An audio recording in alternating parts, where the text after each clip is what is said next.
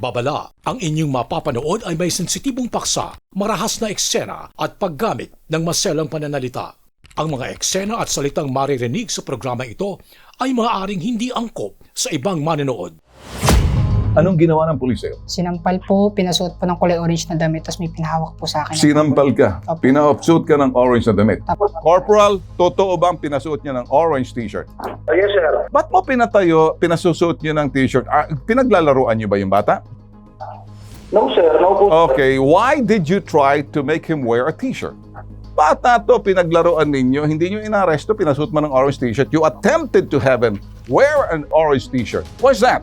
Making fun of him? Mukhang isa ka pa rin sa honghang din eh. Ang ginawa mo'y kapalpakan, patatawag kita sa harap mismo ng NCRPO para lecturean kita kung anong tama, umayos ka.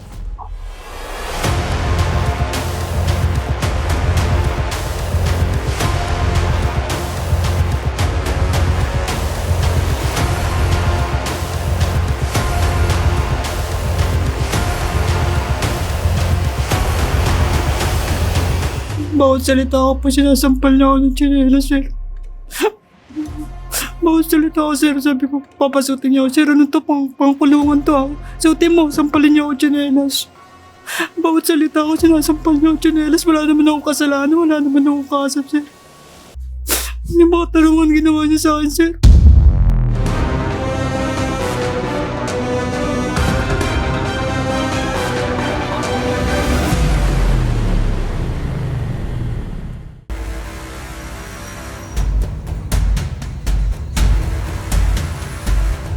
Sa lugar na ito sa barangay Pasong Tamo, Quezon City, dumayo ang magkaibigan na sina James at Antonio para dumalo sa birthday party ng kanilang barkada. Alas 11 ng gabi ding yun, naganap ang isang kaguluhan matapos mapagdiskitahan sina James at Antonio ng isang grupo ng mga kalalakihan sa lugar na kanilang pinuntahan. Ano nangyari? Sinakpan ka? bali po, napagtripan po kami doon sa lugar na yun. Sino nagpag-trip? Tambay lang po, nabugbog po siya, ako po, hindi po ako masyado nasaktan. Okay. Tapos pinauwi po kami. Pero yung motor po naiwan doon sa may mismong pinangyarihan ng gulo. Dahil dito, dali-daling tumakbo at humingi ng tulong sa barangay Pasong Tamo si Antonio. Subalit imbes na sumaklolo, nakisali pa raw ang barangay sa pananakit kay Antonio. Ayaw po nila korespondihan. Bakit ayaw respondihan? Ano po, doon pa lang po sa loob, sinasaktan nila ako. Sinong manakit Yung sa'yo? barangay po. Bali, Patingin ako? Sa videong ito, makikita si Antonio na binivideohan ng barangay gamit ang kanyang cellphone. Paliwanag ni Antonio, labis daw ang kanyang pagkadismaya sa barangay dahil ayaw siya nitong tulungan sa kanyang reklamo. Maya-maya pa, makikitang dinadakip na ng mga barangay tanod si Antonio. Mula barangay, dinala raw si Antonio ng mga barangay tanod sa presinto kung saan nakaranas umano siya ng pananakit mula sa pulis na si Corporal Frederick Achas. At kahit wala naman daw siyang kaso, sapilitan daw siya nitong ipinasuot ng damit ng preso. Investigate, get all the facts, and then tell me exactly what's going on. Okay, you got it? Ano bang problema? Matutulong ko sa inyo. dumulog po ako sa barangay. Pero yung ginawa po, tinabay pa po ako. Sinaktan kayo ng barangay? Opo. Paano kayo sinaktan? Nagtutulakan po ako. Papalayo po. Ayaw po talaga na mag-responde. So masama po yung ko, umiyak na po ako doon. Tapos nakita po nila nagbibideo ako. Doon po sila namilit na sa pilitan po Tapos ako ang pinasok. ginawa, nag-video ka. Opo. Totoo ba to? Totoo po. Sigurado Sir ka. Idol. Napapit po sa amin itong nandito ngayon complainant at sinasabi dahil tinaboy niyo raw siya, humingi lang siya ng responde dahil pinagtripan siya ng tambay. Ano bang storya rito? Sir, sa totoo lang, sir, hindi nakarating sa akin yung reklamo ngayon. Tanong niyo po dyan kung nakilala niya. Kung alam Kilala niya mo ba- kung sino yung nagbitbit sa'yo? Dinala po ako ni Team Lauro doon sa may police station po. Na 14 po. Bakit ka dinala ni Tim Laro sa police station? Anong Ayun nga po, ginawa yung mo? Hindi ko alam, wala naman po. Kinaladkad ka? Kinaladkad po. Anong ginawa ng pulis sa'yo? Sinampal po, pinasuot po ng kulay orange na damit, tapos may pinahawak po sa akin. Sinampal ka. Opo. Pina-offsuit ka ng orange na damit. Tapos, Corporal, totoo bang pinasuot niya ng orange t-shirt? Yes, sir. Yes, sir. Bakit mo pinasuot ng orange t-shirt? Bakit? Detainee ba siya? Did you arrest him? Or was he arrested? Binasahan mo ba siya ng Miranda rights niya? Sir, the arresting officer, sir, is the barangay, sir. Kung di ka pa naman pulpul, Hindi ko man pala arresting officer, mukhang isa ka pa rin sa honghang din eh. Umayos ka. Makinig ka. Naboysit ako, yung word pinasuot mo ng orange t-shirt. Yung pinasuot ng orange t-shirt, makinig ka! Listen! Ba't mo pinasusuot nyo ng t-shirt? Pinaglalaruan nyo ba yung bata? No, sir. No po, sir. Okay, why did you try to make him wear a t-shirt? Bata to, pinaglaruan ninyo, hindi nyo inaresto, pinasuot mo ng orange t-shirt. You attempted to have him wear an orange t-shirt. What's that? Making fun of him? Ang ginawa mo, dinetain mo na lang siguro para mahimasmasan. Ang ginawa mo'y kapalpakan, patatawag kita sa harap mismo ng NCRPO para lecturean kita kung anong tama, umayos ka. Ayon kay Bitag Resident Lawyer Attorney Batas Mauricio, malaki ang paglabag ni Corporal Frederick Archas dahil sa umano'y ginawa nitong pananakit at pananakot kay Antonio. Papasok dito yung maximum tolerance rule. Bakit? Bilang pulis, nasa otoridad ka. May binigyan ka ng karapatang gumamit ng sufficient force, reasonable force, upang tiyakin na ang mga tao'y sumusunod sa batas. At ang reasonable force na yun back up ng kanyang barel. Teka muna, maghunos dili ka, mamang pulis. Bakit? Kasi bagamat may karapatan ka na magpatupad ng kapayapaan at kaayusan dahil ikaw ay law enforcement officer, ikaw ay may tungkulin maging mapasensya. Magkaroon ng tinatawag na malawak na pagtitimpi. Malaking kasalanan nitong pulis na to sa kanyang inasal doon sa ating complainant. Bakit? Pangunahin dyan, ang isang tao na dinadala sa presinto sa ano pa mang kadahilanan. Republic Act 7438, kailangan bigyan nila kagad ng abogado yung taong kanilang inanyayahan para tanungin. Pagka hindi nila ginawa yon, malaki ang penalty sa Republic Act 7438. Pangalawa, glinabag niya yung tinatawag na presumption of innocence, constitutional presumption of innocence. Bakit? Lahat po ng tao dito sa ating bansa, mapa Pilipino, mapa dayuhan, itinuturing ng batas na walang kasalanan. Hanggang hindi napapatunayan sa paglilitis na siya ay nagkasala. Batay ito sa ebidensya, batay sa deklarasyon ng mga testigo, batay sa mga papeles na lalabas, at kung ano-ano pa. So, kung pinagsuot na niya ng uniforme ng isang akusado, uniforme ng isang prisoner, detention prisoner, nangangahulugan, hinuhusgahan na niya. Kanya nang itinuturing yung taong kanyang pinagsuot ng ganitong uniforme ng mga detenido, lumilitaw, nilabag niya yung karapatan ng tao na huwag siyang ituring na may kasalanan. Pangatlo, sa kanyang ginawang yon, maliwanag, siya ay lumabag sa Republic Act 3019. Ito na naman yung ating Anti-Graft and Corrupt Practices Act. Pagbibigay ng hindi makatwirang pinsala ng isang opisyal ng gobyerno gaya ng kapulisan. Katulad nito, ibinuyang-yang nila na para siyang akusado na. Bagamat, ayon sa saligang batas, dapat itinuturing siyang walang kasalanan, graft and corruption yon. Agad kumilos ang Bitag Next Generation at nagtungo sa National Capital Region Police Office para idulog ang reklamo ni Antonio laban sa Police QCPD na si Corporal Frederick Archas. Kasalukuyan tayo pupunta ng NCRPO sa Camp Bagong Diwa para makausap mismo si General Nartates. Kasi yung problema dito may involved na sinasabing kapulisan natin sa may QCPD. So titingnan natin mamaya sa NCRPO kung anong magiging sagot ni mismong General Nartates.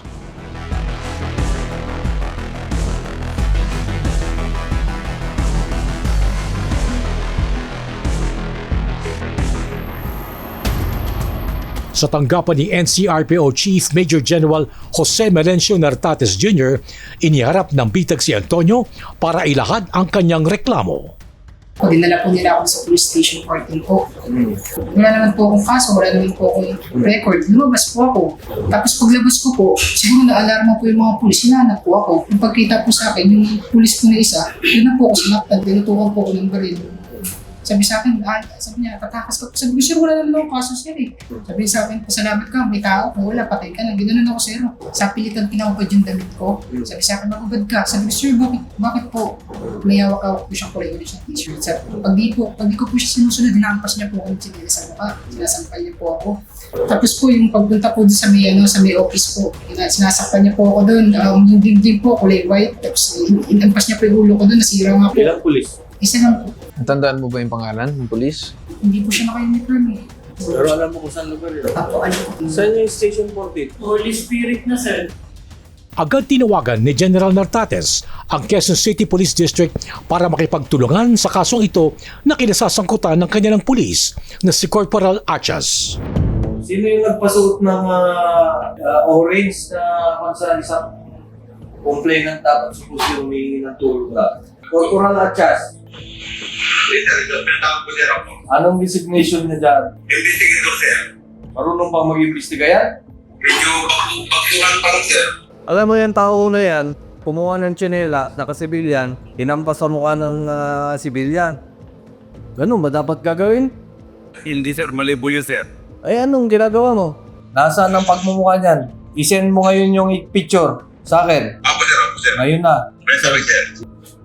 Ito ba? Opo, sir. Siya po, sir. Siya. Opo, yun. Agad iniutos ni General Nartates sa Quezon City Police District na iharap sa bitag si Corporal Frederick Achas para marinig ang kanyang panig. We are always committed na kung sino man yung naapi, kung sino man yung dumulog, ating imbestigahan, ating alamin. At I will assure you na walang mangyayaring cover-up at maimbestigahan natin na maayos. Such that kung ano man yung nangyari na pang-aapi, masusolusyon natin at mapaparusahan. Kinabukasan, nagtungo ang bitag sa Quezon City Police District kung saan nakatakdang humarap ang inirereklamong pulis na si Corporal Frederick Achas.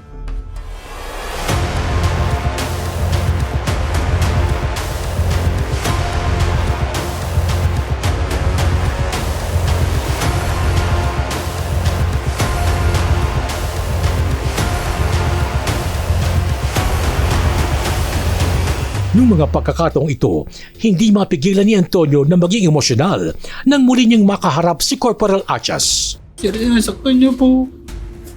Bawat salita ko po, sinasampal niya ako ng tsinelas, sir. Bawat salita ko, sir, sabi ko, papasutin niya ako, sir, ano to, pangkulungan to, ha? Suotin mo, sampalin niya ako tsinelas. Bawat salita ko, sinasampal niya ako tsinelas, wala naman akong kasalanan, wala naman akong kasap, sir. Yung mga talungan ginawa niya sa akin, sir. Sabi ko mga sa akin, kahit record wala po, kahit tattoo wala. Pero grabe siya. Yung pader dun, sir, kaya ano niya yun, sinano niya ako dun, sir, eh. Kaya hindi po ako magpa-lay, sir. Hindi totoo yung sinasabi niya, sir. Kasi ang totoo niyan, yung kaya siya na picturean nung mugshot, sir, kasama po sa procedure natin yun. Kasama sa procedure natin, no, may nagre-reklamo sa'yo, may complainant siya, sir. Sino yung nagre-reklamo? Mga parang B-peso, sir.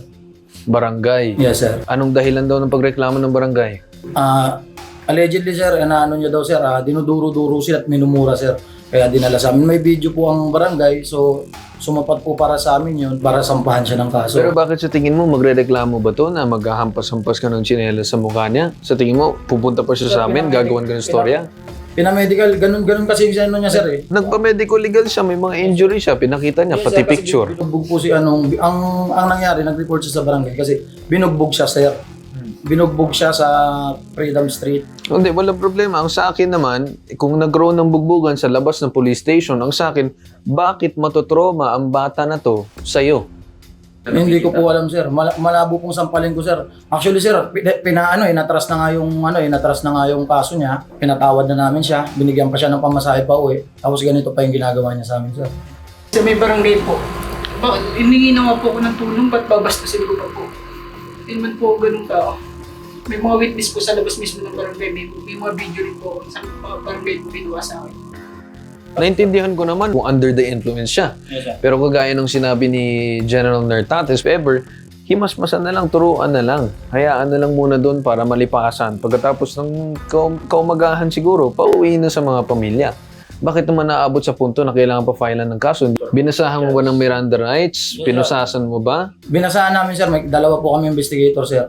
Binasahan sa sir bago namin siya minatchet sir. Bakit sinasabi ni complainant? Hindi daw. Hindi ko po alam sa kanya sir. Nagsisinungaling siya eh. Sadali, napapansin ko parang may angas yung sagot mo eh. Kung ganyan ka palang dito na mismo sa kampo ng QCPD. Paano pa kaya dun sa stasyon mo?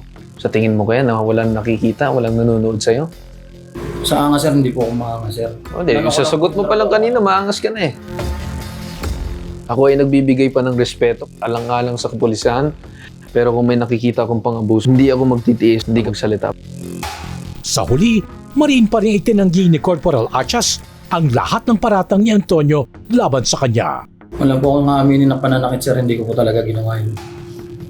So kahit tignan yung opisina nila, walang lubog sa dingding dahil dito sa ulo nito? Opo, hindi. Yung sa dingding, siya ang nakasira nun. Sinundalan niya yun, sir. Pag inimbestigahan niyo po yun, So pag sandal, bibigay na kaagad yung dingding ninyo. So ganun kapangit yung pagkatayo ng stasyon ano nyo. lang po kasi yun, sir. Division lang po yun, sir. Division lang yun, hindi So pangit yung pagkatayo ng division nyo. siguro po, sir. Kung ano. Hindi ka manghingi kahit patawad dito sa complainant namin. Wala naman po kasi akong ginawa, sir. So hindi ka manghingi ng tawad. So sige, ganito na lang, Colonel. No? I think I'd recommend the full investigation talaga dito. Everything should be reviewed. Lahat dapat may investigahan. And then further recommend kung ano man yung susunod na magiging action dito sa kanya. Okay, we will do an in-depth investigation. Tapos we will furnish you any update with sa investigation.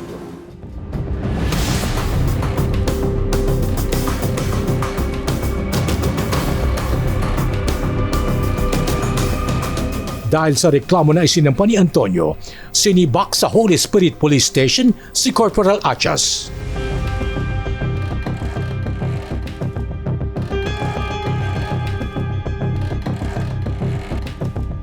Pansamantala muna siyang inilagay sa holding office ng NCRPO habang iniimbestigahan ang kanyang kaso. Magreklamo siya sa NAPOLCOM, sa Internal Affairs Service, o di kaya sa ating piskalya o sa ombudsman, papasok siya sa kulungan. Pagkakakulong nang hindi bababa ng 6 na taon sapagkat nilalabag niya ang napakaraming batas. Pangunahin yung Constitutional Presumption of Innocence.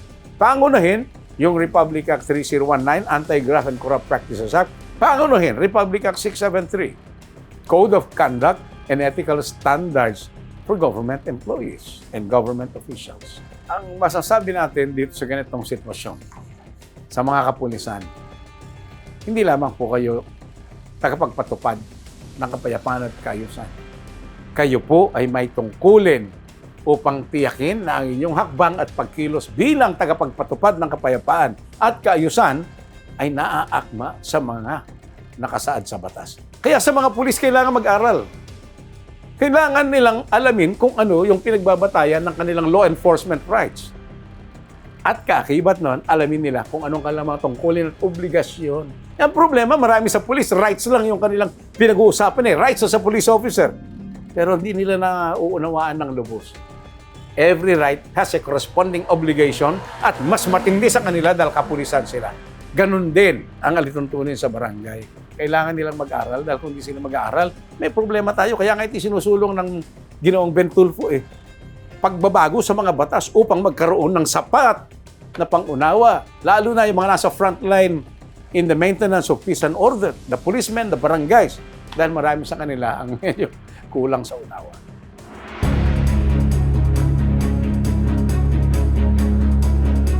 Makalipas ang 4 na buwan, muling pinatawan ng 1 buwang suspensyon sa serbisyo si Corporal Frederick Achas dahil sa kasong less grave misconduct. Gusto ko lang po magpasalamat sa Bitag kasi hindi ako pinabayaan hanggang dulo. Salamat kay Sir Ben Tulfo. Kasama ko siya, nilaban po ako para makamit ko yung stigis sa pulis na nanakit sa akin. Sa lahat ng mga nakaranas ng ganitong klaseng pang-aabuso ng ating mga kapulisan, huwag magkatubili, magsumbong sa Bitag. Nakahandang gumawa ng agarang investigasyon ang Bitag. Tatayo kami sa mga nilabagang karapatan at niyurakan ng kanilang pagkatao. Sa Bitag, ilalaban ka, di ka iiwan. Hanggat andito ang Bitag, hindi namin kayo palalampasin. Magsilbi sana itong babala sa lahat ng mga abusadong pulis na gumagawa ng ganitong pang-aabuso. Ang mensahe ng bitag, umayos kayo, umayos kayo, umayos kayo. If you like this video, give us a thumbs up, click like, and subscribe to be notified.